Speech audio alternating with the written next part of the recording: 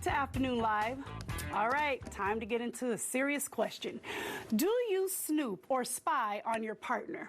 It might seem harmless, but snooping may be doing serious damage to your relationship. Here to share more, we welcome back to the show couples therapist Megan Meganson is with us. Hey, Megan. Hey, thanks for having me back. Well, you're welcome, first of all. Thank you for being here. I just want to jump right on ready. into this. Okay, let's go.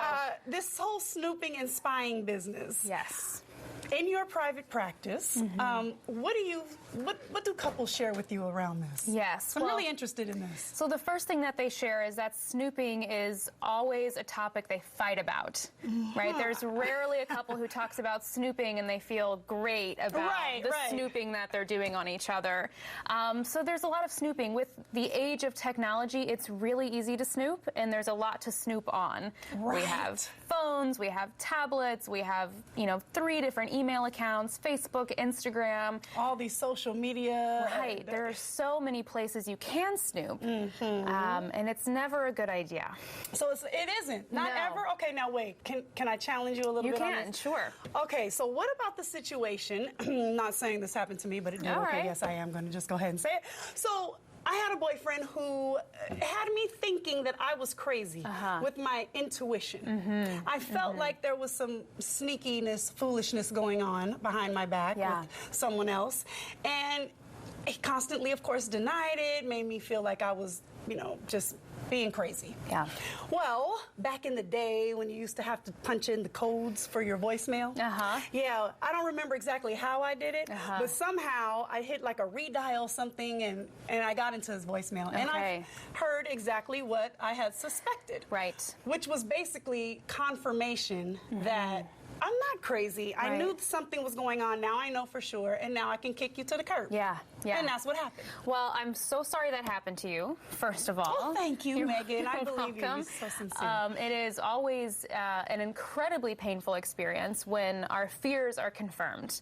So in that sense, in hindsight, I would say, I'm glad that you did. I'm glad that you learned this was a person who wasn't being honest with you. But when we're talking about building and maintaining a healthy relationship, snooping is not a behavior we want to have to rely on to trust our partner. Right. No, absolutely. I agree with you. If I have to do that now, I haven't ever had to do that with my husband. I don't want to. Right. If I feel like I have to do that or I feel the need to do that, then already something's very wrong. Exactly. It's a sign that something is going on underneath the surface, if you will. Got you. Okay.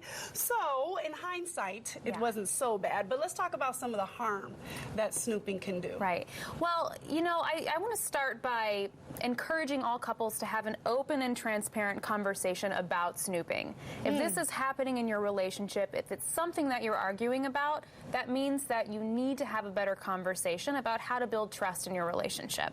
Yeah, no, I would imagine that if you have to have that conversation about snooping, then the person already knows that that's going on, right? Probably. Or if you're doing it in total secret, I would encourage you to put it on the table. Maybe not disclose everything that you've been doing, but you can frame it in a way to say, hey, I'm not really feeling super secure in our relationship. Okay. Can we talk about that? Okay, good. Whew. Right. I mean, can't you just maybe stop cold turkey and then have that conversation and don't have to actually come all the way clean? I would say if that's the best option, we should go for it. I don't know if it's the best, but it feels a little bit better than coming out. Okay. By the way, I was going through your Facebook and yeah. And I want to talk to you about snooping. Yeah. No, that's not good. Because you're not going to talk about snooping, you're going to blow up into a big argument. Right. But the first part of this conversation I want you to have with your partner is a little exploration around why snooping is a problem in your relationship. Right. Okay. Right. So a couple of reasons that I find couples snoop.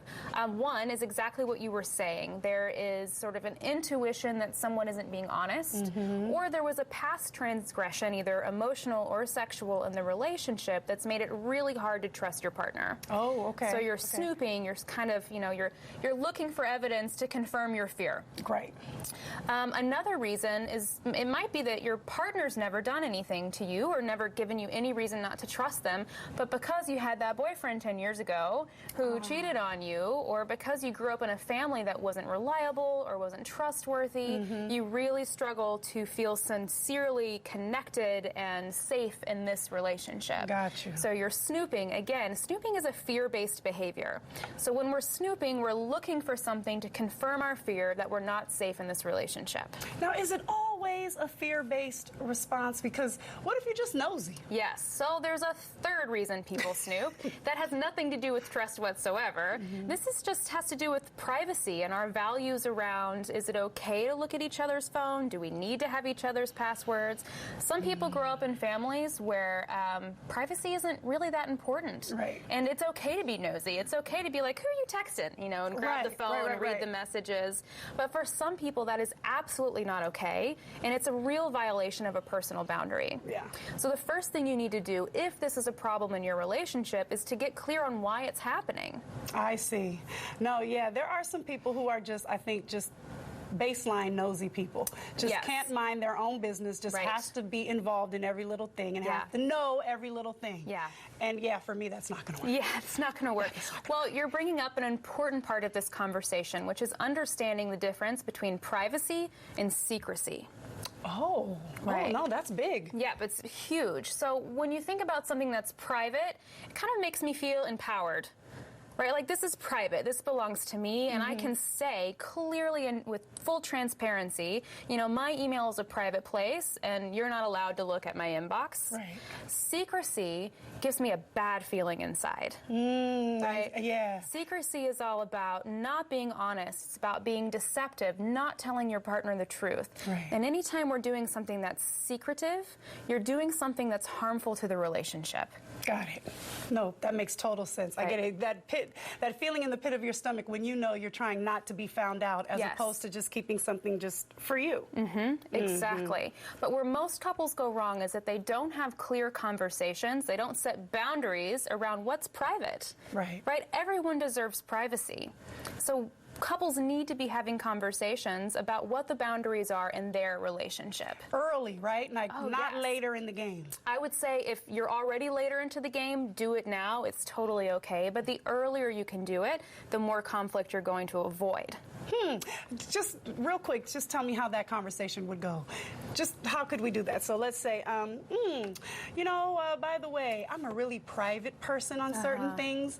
So what? I don't want you to ever pick up my phone and look at it. Yeah. Or don't ever ask me for my passwords. Right, sure. So that's really? It feels a little awkward, but that's a great place to start. Because it might be that I feel exactly the same way, and we're golden. Okay, I won't look at your phone, you don't look at my phone, we're good to go. Right. But it might be that we have different values around privacy, and we have some negotiating to do about what's going to be okay in our relationship.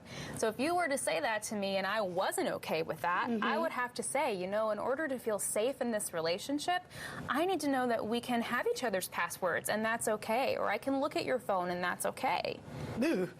Yeah, that gave me the didn't feel great. I don't know about that. Yeah, no, that just wouldn't be me. But some people, that's okay. That's okay. Right. Thank you, man. This is awesome.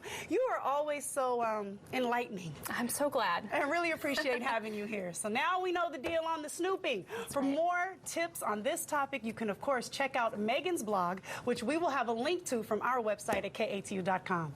All right, that is our show for today. Tomorrow, please join us because we're making decadent hot chocolate chip cookies. So good. Find out also how to get your partner to open up to you sexually and how to book a trip to stay in those exotic bungalows that are over the water. Really cool. All right, so thank you so much for watching. Have a wonderful evening, and we will see you tomorrow. Don't move. K2 News at 4 starts right now. Now on K2 News, a large increase in coyote sightings around the Portland area. What animal experts have to say about it? Also, a semi-crash shuts down a busy section of I-5. What led to the truck tipping?